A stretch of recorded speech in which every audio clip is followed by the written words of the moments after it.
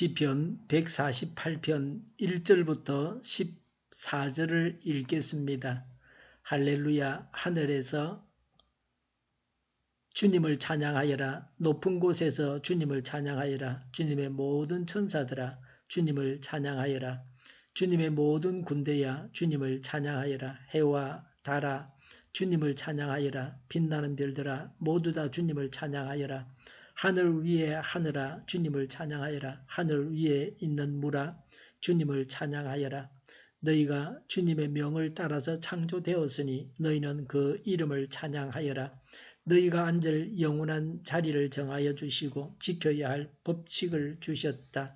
온 땅아 주님을 찬양하여라. 바다의 괴물들과 바다의 심년아 불과 우박 눈과 설이 그분이 명하신 대로 따르는 세찬 바람아 모든 산과 언덕들 모든 과일나무와 백향목들아 모든 들짐승과 가축들 기어 다니는 것과 날아다니는 새들아 세상의 모든 임금과 백성들 세상의 모든 고관과 재판관들아 총각과 처녀 노인과 아이들아 모두 주님의 이름을 찬양하여라. 그 이름만이 홀로 높고 높다. 그 위엄이 땅과 하늘에 가득하다. 주님이 그의 백성을 강하게 하셨으니 찬양은 주님의 모든 성도들과 주님을 가까이 모시는 백성들과 이스라엘 백성이 마땅히 드려야 할 일이다. 할렐루야. 아멘.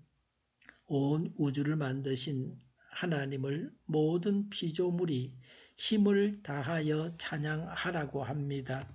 감사 예배시입니다. 창세기 1장에 나타난 하나님의 창조 사역의 순서에 따라서 천상세계로부터 땅과 바다에 거하는 모든 피조물들에게 하나님을 찬양할 것을 촉구합니다. 마치 우주가 웅장한 오케스트라가 되어 장엄한 교향악을 연주하는 듯한 느낌을 줍니다. 시 전체 분위기가 힘차고 박진감이 넘칩니다. 1절부터 4절에 아무리 높은 자도 하나님을 찬양해야 한다고 말씀합니다. 하늘에서 높은 곳에서 모든 천사들까지 모든 군대도 강하거나 상급 부대라도 해와 달과 별 하늘 위에 하늘 위에 있는 물까지도 하나님을 찬양해야 합니다. 7절부터 12절에 하나님을 찬양해야 할 대상은 무한합니다. 하나님을 찬양하도록 땅에 속한 모든 피조물이 8절부터 12절에 언급하고 있습니다. 무생물과 생물, 식물, 동물, 사람 그리고 13절, 14절에 하나님을 찬양하라고 말합니다. 13절이 이 편의 요절입니다.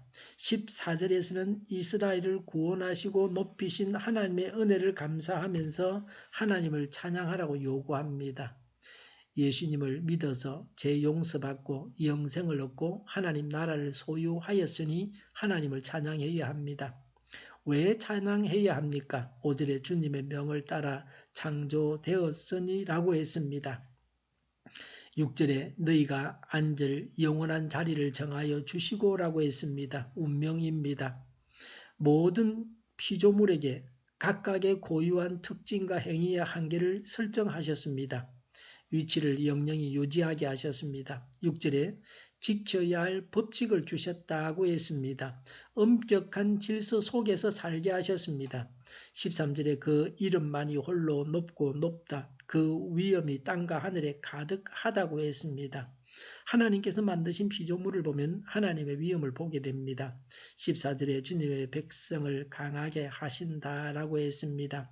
하나님께서 이스라엘 백성을 영광되게 하시고 풍요와 권세를 더하여 주셨습니다. 포로에서 귀환하고 성전 건축하고 다시 예배하게 하셨습니다. 하나님과 긴밀하게 교제하게 하셨습니다.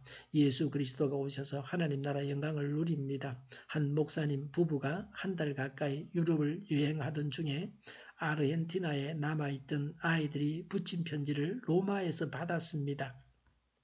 그 부부는 단숨에 아이들이 보낸 편지를 뜯어봤습니다. 6살짜리 큰 아이는 자기가 쓸 줄 아는 글이란 그런 죄다 썼습니다. 엄마, 아빠, 삼촌, 소말 등 이런 것들입니다.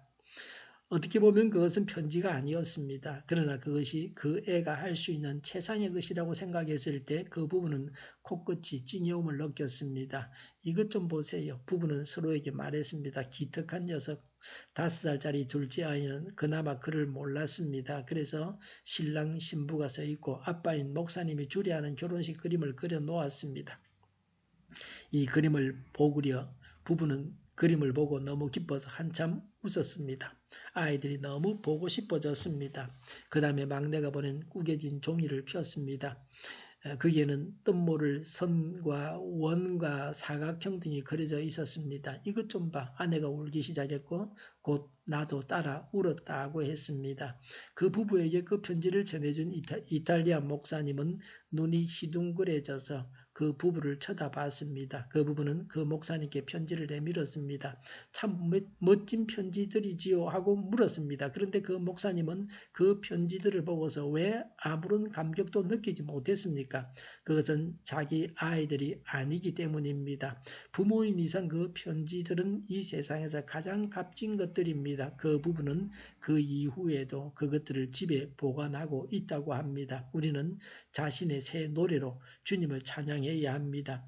비록 그것이 매력적이지 못하며 하찮은 내용일지라도 하나님은 핸델의 할렐루야 합창보다 우리의 새 노래를 더 사랑하십니다. 찬양을 시작해야 합니다. 하나님을 향한 바른 마음의 자세를 가지고 새로운 말과 노래를 하나님께 드려야 합니다. 하나님께 오늘 나에게 일어난 일들, 주위에서 본 것들, 또 하나님의 권능과 영광을 나타내는 어떤 것들에 대하여 아뢰고 그것을 찬미해야 합니다. 그러면 자식들의 편지를 받았던 그 부부처럼 하나님은 하늘에서 감격하실 것입니다. 천사들은 그 이탈리아 목사님처럼 어리둥절해서 하나님을 바라볼 것입니다. 하나님은 소리치실 것입니다. 천사들아 이 찬양을 들어보아라고. 하나님은 우리 자신에게 이렇게 말씀하십니다. 자, 이제 너의 떠듬거리는 찬송을 잠시 들어보자라고. 자신의 빈 상자를 자신의 새로운 말들과 노래들로 채워야 합니다. 그분의 전능하신 행동을 인하여 그분을 찬양합시다. 오늘도 하나님을 찬양하는 복된 하루가 되시기를 바랍니다. 기도하겠습니다. 하나님을 찬양합니다. 정의가 강물처럼 흘러가게 하여 주시옵소서. 사이로 총선을 주장하시고 하나님의 뜻이 이루어지게 하여 주시옵소서. 어떤 악한 것도 간섭하지 못하게 하여 주시옵소서. 코로나19 확진자가 나오지 않게 하여 주시옵소서.